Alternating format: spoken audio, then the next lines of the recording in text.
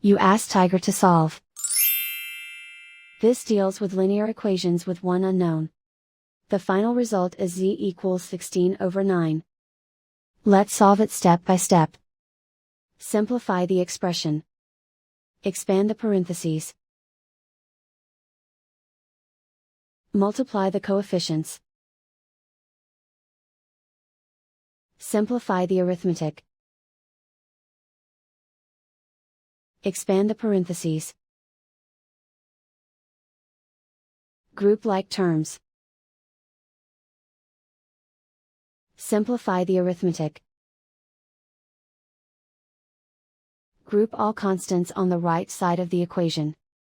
Subtract 16 from both sides. Simplify the arithmetic.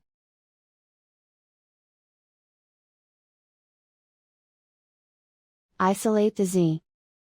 Divide both sides by -9. Cancel out the negatives. Simplify the fraction.